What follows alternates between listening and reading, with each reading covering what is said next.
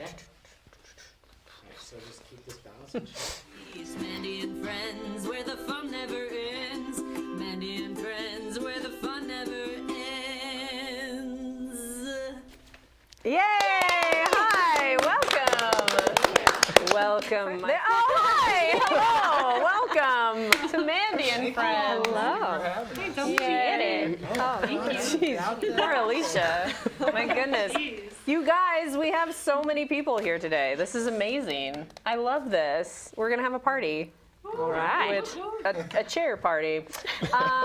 So let's go around. Let's start with my dear friend Alisha. Oh my goodness, Alisha, you and I have known each other for quite some time. We have. Yes, we met at George Fox University. Yep. I remember, I think we met, do you remember what class we were in? Maybe Drawing 101 even? Either that or some art history class. Yeah, okay. Mm-hmm. I just remember seeing your paintings for the first time and being like, blown away because they were just like ridiculously amazing. Thank you. No, but it's true. You were, and you are. And then we lived together. We did. Junior year with 4 other gals, so it was 6 of us. Mm-hmm. That was super fun. And then 2 moved out, so it was like we got an apartment with 2 empty spaces. Anyway, it was nicer. Awesome. Yeah, it was great. And then hello. Hello. Todd Severson. Yes. Nice to Formally meet? Yeah, I mean, yes. I met you first time via Chamber of Commerce meeting, greeters, and the first time was when y'all were showing us the Mac Market before renovations. Oh yeah. Yeah. Still just a shell. Yes, that was amazing. It was a shell of a building. Yes. Yeah. Yes, it was. We've come a long way since then. Yeah. How long did it take you guys? We bought the building in May of 18.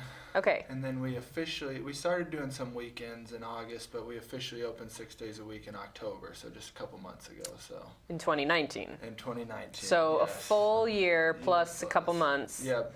And some of that was waiting for permits and getting through the process before we can start construction and all that. But, right on. And what exactly is Mac Market for people who don't know? Short is a food and drink gathering space. Mm-hmm. So we have a food cart patio with my mother-in-law's Korean food cart there. Oh, okay. I didn't know the correlation, but that's awesome. Yeah, she knew we were looking for food carts and having trouble finding some to park because we were in new space. They didn't know what the traffic would be like. Mm-hmm. And she's like, well, I'll move from Nebraska and I'll start one for you. And what? she's been in our house for 4 or 5 months now. That's amazing. Yeah. The cool thing too is I actually got to be an exchange student in Korea. Oh, okay. Yeah, nice. for 2 weeks when I was in high school, and but I haven't tried. I haven't tried it yet. I would definitely try it on New Year's Eve when we're there for the New Year's Eve party. I'm very excited. Okay, awesome. Well, thank you for joining us today. My pleasure. Hello. Hello, pretty lady. Hi. This is Ronni, and Ronni, you've been on the show before. I have. Yay! With Miss Anami Day. Yeah. Yes. And what do you do, my dear? Well, I play the guitar. Yeah. And I sing. And you sing. Yes. Right on. Sometimes with this fella. Fun. Yes. And I've never met you until today. Yeah. Oh, I love meeting new friends. It's the whole point of the show. David Floratos. Yes. I just like saying it that way. What do you do? I play saxophone. I'm a freelance musician. I play some piano, and I work as an arranger. So. Oh, right on. Yeah. Cool. I'm local to McMinnville. I grew up here. Oh, perfect. Right on. And you brought a little friend with you. I did, yeah. Later in the show, we're going to hear some amazing saxophone playing. But, well, cool. First of all, I want to ask everyone, what do you guys have planned for New Year's Eve? Oh, my. Quite a party. Yeah. Yeah, I'm really going to live it up. I'm going to sit on my couch and I'm What? going to eat lots of food. Well, that sounds and then nice. I'm going to go to bed. Oh, after really? Drinking probably a lot of whiskey and wine. There you go. I think we should try and change Alicia's mind. Yeah, there's a real party. But yeah, I am super excited because, first of all, I love your space. Thank you. Yeah, it's super cool. It's nice and it's very large. it has just different like spaces within the space. Right. Really cool venue to have a party. And you're going to have a party there, New Year's Eve. The 1920s flapper style party with DTW. I might be lured. Good food and flappers. There's the really cool thing is you guys are going to be having a dance instructor there. Candace Keeler is starting the night at 7 o'clock with a dance lesson on swing. Right on. And bringing some students. How long will that go? 45 minutes. Wow. 45-minute dance lesson. Yeah. What time? And So that starts at 7, and the band will be setting up during that time. We're getting everything in place, but she'll be giving people some basics so that when they kick it off, you know, everyone can get out there. and show their y'all moves. are a part of the band. Yes. Yay! Yeah. Now, what's the name of the band exactly? We're called DTW. What does that stand for? It stands for Despite the Whiteness. And what does that mean? So, Still got the funk. so originally it was just kind of a funny name. We're mostly a funk band. A lot of our music is, or a lot of us are trained as playing funk or playing jazz. So it was kind of an in-joke in the band originally. As the band grew and we started to get more of a following, we actually wanted to change the name. But people wanted us to bring it back. And so we kind of had a bit of a discussion about whether or not we were going to keep that name for a while. Like, people freak out when names are changed, I suppose. Yeah, and so the name, I mean, the name started out kind of as a joke. We decided to keep it that way partly because of fan demand, but also the music that we play, a lot of mainstream music now is primarily influenced by the Black community. Like, our music, jazz, pop music comes from that. Yeah. Comes from that culture. So for us now, we use a name. It's more of a way of breaking down the barriers and the labels that kind of sort of keep us divided. Yeah. It's a way of trying to use music as a way to bring people of all cultures and generations together. I think one of our bandmates, Freddie, he's from Santa Ana. He's from a very strong Mexican heritage. And he puts it very simply. I think he just says, unite cultures and unite generations. Nice. I love that. So, Cool. yeah. And we've had a number of different people in the band. We're primarily a bunch of white young men, but we've had people of color in the group before. There's a friend of mine from Portland who's come and played trombone with us several times, who's Black. We've had a Freddie. Freddie is very Mexican. I come from a fairly strong Mexican background as well too. Nice. So, and usually the response we've gotten from people from people in other ethnicities are really open to it and kind of find it funny, and also think they find meaning in it too. Yeah, that's awesome. Well, thanks for the explanation. Yeah. So when we go to the party on New Year's Eve, we will expect, I think it was, 11-piece band? I How many think we people are might showing be. 10 or 11 of us, yeah. Yeah, I think. How many horns do we have? We have 1, 2, 3, 4, 5, 6. We have 7 horns and a 4-piece rhythm section. So yeah, it's 12. That sounds. Yeah, and then we've got Ronnie, so 13. And you're the lead vocals for the evening. Sometimes. Okay. I'm a guest vocal. Freddie, like he Yes. was, like he'd mentioned, he does like a rap style kind of a thing, and Oh, it's so cool. fun. He comes up with it on the spot. It's fun. it's exciting. Like the rest of them, they're all standout players. Right on. But yeah, sometimes they go up to a 18-piece. They're very fun. It's Very like fun. 20 people on the stage. Nice. But yeah, no, they're. Well, it makes such a difference too, live music versus a DJ, which I'm not hating on DJs at all. I'm just saying it's just such a different feel and experience and Energy everything. in the Energy, room, yeah, it just is. And like all that like physical air just being pushed by like Yeah. a horn section or something, like you feel that. Yeah, like, you can like, who's gonna pass out first? Yeah. Who hasn't been practicing enough and Yeah. needs an inhaler?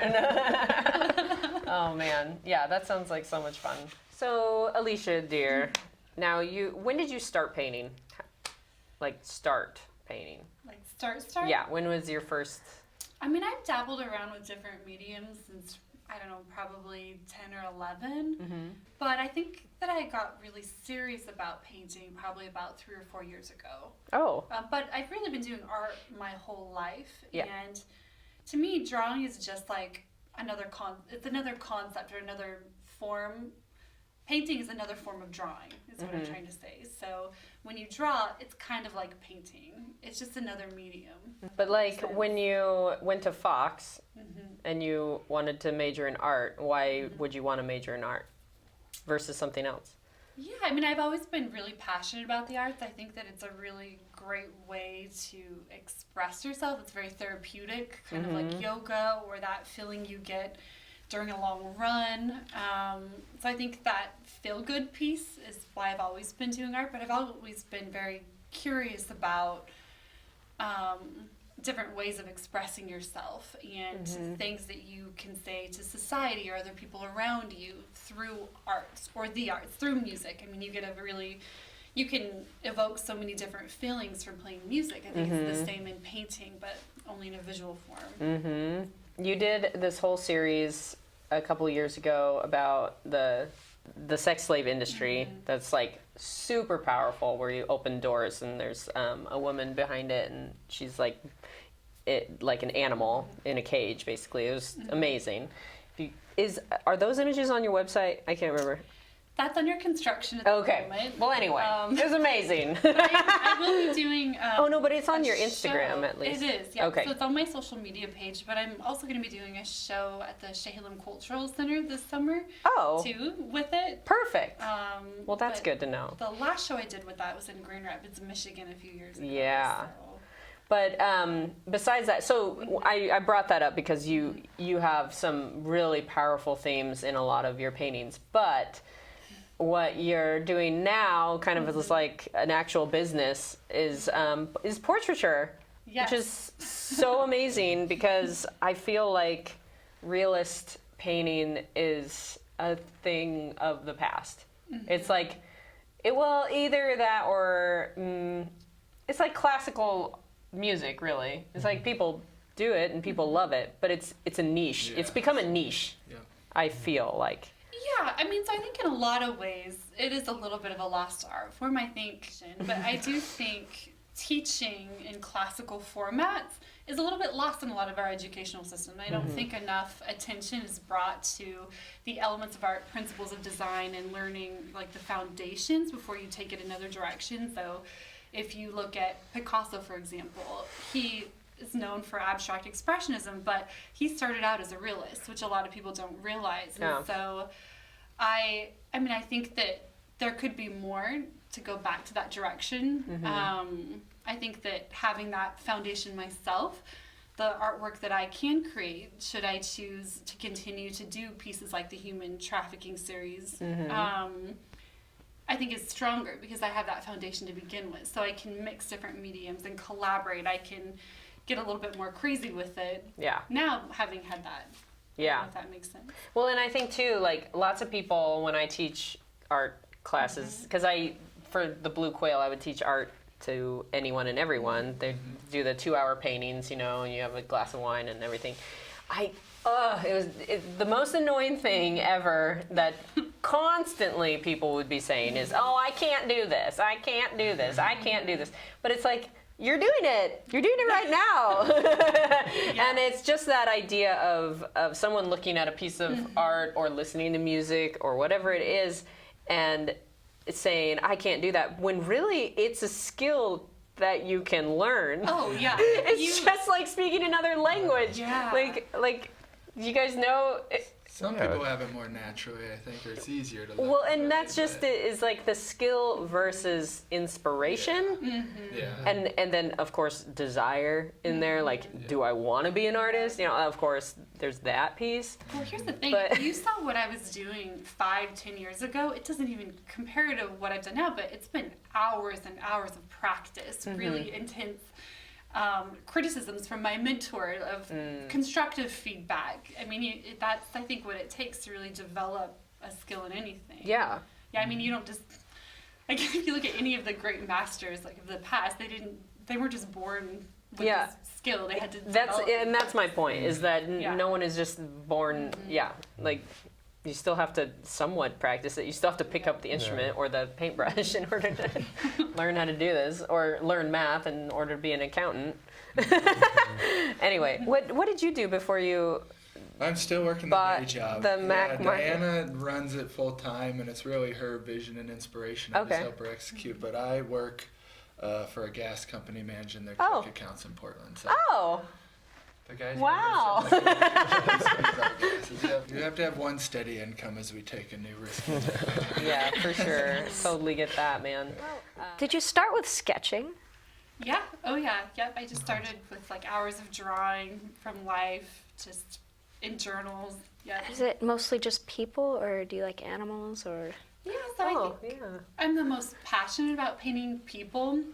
So doing the figurative pieces that we talked about, doing portraiture, I think that people are really interesting. Skin itself, it's like a whole bunch of little translucent layers of glass. If you think about it, it's very reflective. Like Now that you're describing this, you might as well please bless us and show us. Let's transition. Yes. Yay! We're gonna see Alisha paint. That's me, you guys. Is that crazy? yeah, this was a lot of fun to do. I wanted to do something a little bit more expressive and have fun with it. So this is my take on a more feminine Bacchus, like in Greek mythology. Yeah. So I decided to call this Bacchus as a female. So And what is that on my face? grapes and random stuff that we glued together. Yeah. Did you pose for this? or I was did. it- Oh, wow. okay. Yeah, It's a lot I of did a fun. live. Well, How long did it take? no, actually, you might want to explain how you do it. Yeah, so I photographed her after we built this sort of grape viney thing to put on her face. So we did sort of a series of photos, and then I printed them off to look off of while I painted. So she works from photographs. Yeah. Okay, Yeah. gotcha. I mean, it'd probably be hard to get her to sit. Yeah, so I was Yeah. wondering how you held that for With the a- grapes on her face. Well, go ahead and show them what you're working on right now. Yeah, this is a commission that I'm working on. Today I'll talk about how you can match the painting to the photograph almost exact. A lot of people think that your naked eye can't do color matching this way, but it absolutely can. So really what I'm talking about is photorealism. You actually spend a lot more time actually mixing the paint than painting itself. So let's look at a section of the photograph and paint from it. So looking right here, which is called your nasolabial fold. What? Um, Nasal labial. So if I wanted to get this section to be spot on, which is pretty close already, first you'll pick the colors that you think it is. So it's got quite a bit of red. How much training did that take to figure out the color match? I feel like that's something my eye just can't pick out. Not even Yeah. not even seasoned mix. artists. Like I've been painting for 20 years. No, I can't even come close to Is it like trial and error? Lots of practice. It's again Yeah. like she's saying, it's hours and hours of practice and just training your eye to see it. It's Yeah, so yeah, kind of like what we just heard. I played a song earlier today, just Oh, yeah. just like in the last hour, and he freaking plays it exactly. Hearing it once, Yeah. like that's just the training. Yeah. That's, Years of training Yeah. sometimes. after you feel like you've got the color pretty close, you basically hold the tip of the brush up to the painting, or to the photograph, the section that you're wanting to paint, until the tip disappears. I feel like right now I've got it a little bit too dark, so I'm gonna lighten it up. So then when you feel like you've got the right color, you simply dab it onto the painting for the section that you're doing, and then you'll go back and blend it. So it's a lot of repeating this over and over again on the whole painting. And the biggest thing to keep in mind is your brain will oftentimes try to correct what your eye is actually seeing. So in my head, I would never paint a face like naturally this red in this section, but in reality it's really red. There's a lot of pigment in it. oh, You said this is commissioned. Can anybody just contact you and ask about Getting a portrait done?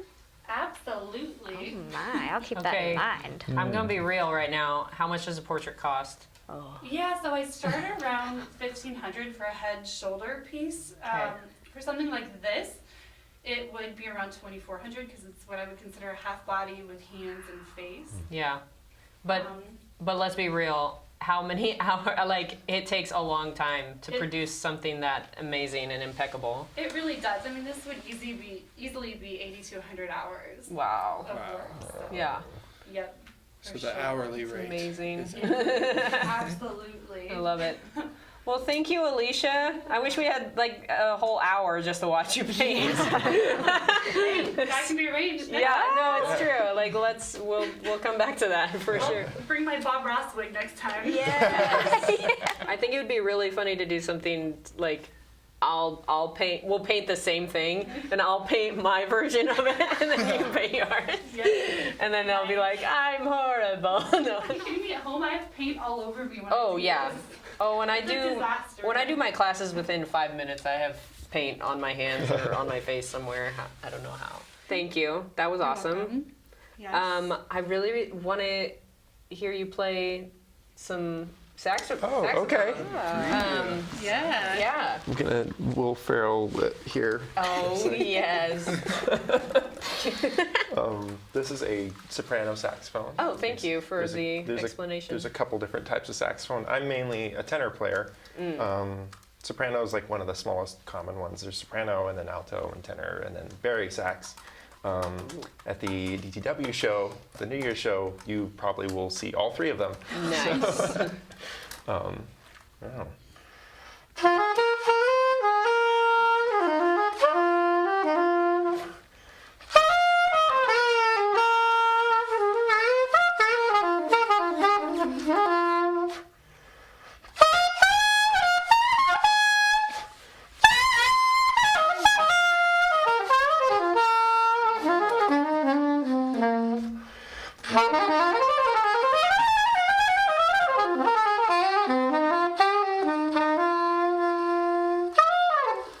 Yay! Good job. Thank you. Can you just play all day while I paint? Seriously, right? Oh my gosh, that'd be amazing. Wow, cool. So- Now, how long have you been playing your instrument? Long enough that I'm like not quite sure how long. Okay. I think about 12 years. Well, I can't tell how old you are, first of all. So That's I don't know. about half my life at this point. Okay. So half my Okay. life has been more or less spent playing or learning saxophone. Okay. So And did you go to a music school or college? I did in college. Okay. I was homeschooled all the way up until I left for college. I actually started when I was 16. Nice. Went up to like Clark College in Vancouver. They Okay. have a wonderful music program there. Oh, cool. And that was where I learned like classical theory and some composition and kind of honed my own jazz chops. And then I went to Western Oregon for my bachelor's, finished up there, took a couple years off, and then went and did a year in the graduate program at Eastern Washington. Oh, wow. And then actually moved back this year Okay. to keep playing, Okay. to primarily try and work as a musician. Right on. So- Where'd you In- meet the DTW crew? Oh, yeah. In that journey, or was that afterwards? Yeah, right after actually, I think I graduated from Western after I got my bachelor's done. I'd worked with a trombone player before. He was a sub sometimes in the big band we had at the university. Yeah. He asked me to come and substitute for one of the regular players there on a gig. Uh-huh. And I'd never met any of the other guys. I just knew Ed. And after that gig, they actually approached me. The band leader called me like the next day and said like, "Hey, one of our saxophone players is leaving. Our tenor player is leaving. We would like you, if you're interested, to consider being a regular part of the band. If Yeah. you'd like to." I was like, "Sure." Sweet. Let's That was do great. it. I actually subbed on the gig on alto saxophone, and that's not my preferred instrument. So they asked me to play tenor as regularly, and I was really excited for Nice. that. Awesome. So, Well, cool. yeah, Thanks. that was probably like 4 years ago, 3 or 4 Okay. years ago now. How long has the band been around? Maybe 8 or 9, Okay. I think. I'm not exactly sure. They've been around for a couple years. Okay. So. And this. They're mostly Corvallis based, right? Okay. Yes. Yeah. Okay. Okay. So then, is the leader of the band has he remained consistent, or has it just been a revolving door of members? Shep, we all call him Shep. His name's Justin. Oh, okay, that makes sense. But we all call him Shep for short. His last name's Sheppage, so we just shorten it. Got it. Somehow that's become its nickname. He's been with the thing since the beginning. Right on. The band was actually organized originally for this sort of get-together they had in a park. And it actually turned into a music festival afterwards. So the band was kind of birthed with this music festival called Funk in the Forest that we've had going on love since that. then. That's awesome. Funk in the forest. I know, Yeah. right? But both, I think the band has been pretty solidified for like the last 2 years or so. Oh, right on. Cool. Well, Yeah. thank you. Yeah. Thank you for Yes, coming. thanks for having. Thank you for coming. You're welcome. Thank you for showing up. Thanks for having me. It's a wonderful surprise. Didn't know Todd was going to be here today. No, I mean, I kind of. He just showed up. I Yeah. have a what's- question for Mr. Todd. The party, is it all ages? I never checked. It's all ages, yeah. Oh, that's a good Yeah. question, Yeah. Ronni Kay. Yeah, we've had that asked a lot, but Mac Market in general, we're an all ages establishment. So it's changing. All ages, people. All ages. Yeah, all ages, and Yeah. we'll have the dance class. We will have DTW. We'll have Bit by Fox Speakeasy there, pouring some drinks, and then we have an aerialist performing What? Really? for the ball crowd. Yeah. Serious? Wait a second. Will this be while the Tora band's playing? Holmes. Yeah, we're still working through the details, but that'll be we're incorporating that into our midnight ball Be drop. like a and show we for the got- band if she's playing during the music. I know. Well, and then we just established that I will be there interviewing Yes. anyone who wants to speak on camera about their New Year's resolutions. Yeah. But the trick is that I have to ask at a certain time after they've had drinks so that they can be open up Loose and be truthful. Honest. So, honest. They can be honest. Call it honest New Year's resolution. Honest New Year's resolutions, Not aka pizza. I don't have any resolutions. Okay, well, thank you for coming. Yeah. Thank you, everyone. Thank you. Thanks Thank for you. joining us on Mandy and Friends, where the fun never ends. I would love to thank this season's sponsor, Grocery Outlet Bargain Market.